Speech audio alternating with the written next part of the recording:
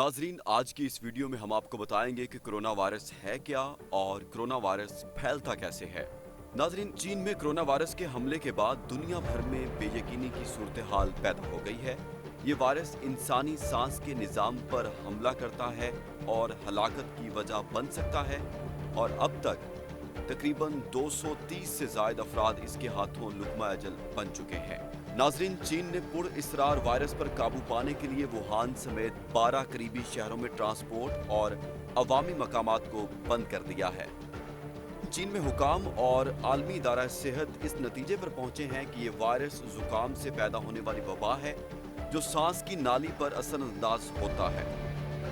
Corona virus की एक किस्म है, या यूं कहें कि वायरस का एक मुकम्मल खानदान है, लेकिन इस किस्म के वायरस में सिर्फ 6 ऐसे हैं जो कि इंसान को मुतासिर करते हैं। तो नाज़रीन, नया कोरोना वायरस या मौजूदा कोरोना वायरस 7वीं ऐसी किस्म है जो इंसानी ज़िंदगी पर मनफी असर डाल सकती है।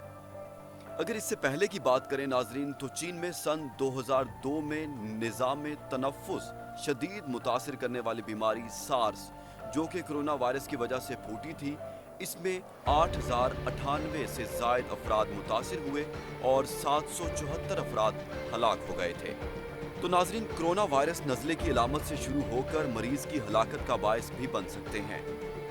तो नाज़रीन, किसी भी वायरस के बारे में जब तहकीक की जाए तो अहम सवाल ये पैदा होता है कि ये वायरस कहाँ से आया।